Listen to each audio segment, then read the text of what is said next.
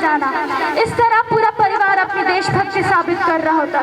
तब देश बलिदान मांगता था, तब देश लड़ जाने को कहता था, तब देश मर जाने को, मिट जाने को, फांसी चढ़ जाने को कहता था। किंतु आज देश लड़ जाने को नहीं कहता, आज देश मर जाने को, मिट जाने को, फांसी चढ़ जाने को नहीं कहता, बल्कि मेरे विचारों में यदि कोई व्यक्ति अपना काम पूरी मेहनत, पूरी ईमानदारी और पूरी लगन से करे ना, तो वही सबसे बड़ा देशभक्त है।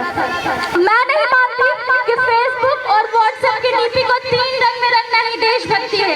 अगर आप कहेंगे कि साल में 2 बार हाथ में तिरंगा ले लेना देशभक्ति है, तो मैं पूछना चाहूंगी कि फुटपाथ पर रहने वाला वो बच्चा ट्रैफिक की छांव में नंगे पांव में जब तिरंगा बेच रहा होता है, तो क्या आप उसकी देशभक्ति कहेंगे?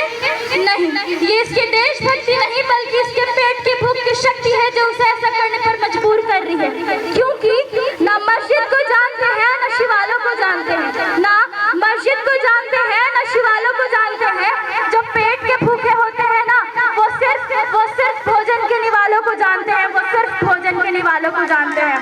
अपने समाज, अपने राष्ट्र, अपने वतन के लिए समर्पण का भाव है देशभक्ति। और हर देशद्रोहियों के जीवन में आने वाला तूफान है हमारी सच्ची देशभक्ति, ताकि एक देशद्रोही भी समझ सके कि अगर तू दरिंदा है तो ये शमशान तेरा है, अगर तू दरिंदा है तो ये शमशान तेरा है, अगर तू परिंदा है तो ये आसमान तेरा है। भाईचारा से रहना है तो रह सही पर, वरना तेरी कब्र भी यही, और यही कब्रिस्तान तेरा है, यही कब्रिस्तान तेरा है। न सरकार मेरी है, न रब मेरा है, न सरकार मेरी है, न रब मेरा है, और ना ही ये बड़ा सा नाम मेरा है। बस इतनी सी बात का गुरूर है मुझे कि मैं भारत की हूँ, और ये भारत मेरा है, और ये भारत मेरा है। हम ना एक ऐसे समाज में जीते हैं जहाँ लड़कों से बात करता देख जो भाई भड़कते हैं, लड़कों से बात करता देख जो भाई भड़कते हैं, वही भाई अपनी गर्लफ्रेंड के किस्से घर में हंस कर सुनाते हैं। और मैं बता दूं कि यही कारण है कि महिला सुरक्षा के मामले में आज भी 4थे स्थान पर आते हैं। महिलाओं को आरक्षण रही संरक्षण की आवश्यकता है, क्योंकि जो महिला पेलन चला सकती है वो बेशक कलम भी चला सकती है और सरकार भी चला सकती है। एक वैचारिक बीमारी भी हमारे समाज में मुझे नजर आता है। कहा जाता है हम दुनिया के सबसे बड़े लोकतंत्र हैं, जहाँ हिंदू पैदा होते हैं, मुस्लिम, सिख और ईसाई भी पैदा होते हैं, लेकिन बदकिस्मती है अब इंसान पैदा नहीं होते।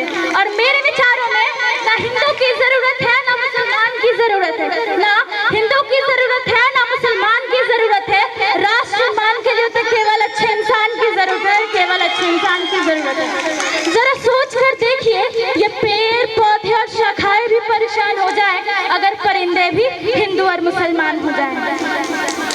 एक शैक्षिक बीमारी भी हमारे समाज में मुझे नजर आ जाती है, और बड़े ही आश्चर्य की बात है जिस देश ने पूरी दुनिया को तक्षशिला और नालंदा देकर के विश्वविद्यालय शिक्षा की बुनियाद रखी, आज विश्व के 100 सर्वश्रेष्ठ विश्वविद्यालयों में हमारा एक भी विश्वविद्यालय खड़ा नहीं हो पाता। जहाँ एक और हमारे पास IIT, IMM और NIT जैसी शिक्षक संस्था है, वहीं दूसरी ओर बेरोजगारी की जमात में खड़ा कर देने वाले गरीबों को सर्व शिक्षा अभियान का झुनझुना पकड़ा दिया जाता है। और मैं बता दूं, शैक्षिक बीमारी का केवल एक कारण है, वो ये हमारे देश की शिक्षा नीति केवल 2 तरह के लोगों के लिए बनी होती है। पहले वो जो विद्वान है, और दूसरे वो जो धनवान है।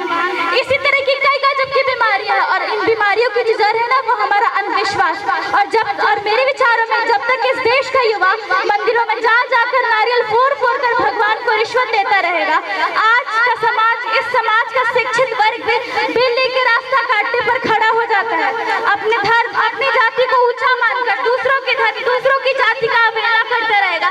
तब तक ना ही इस देश से अंधविश्वास खत्म होगा, ना ही हमारा राष्ट्र निर्माण संभव होगा।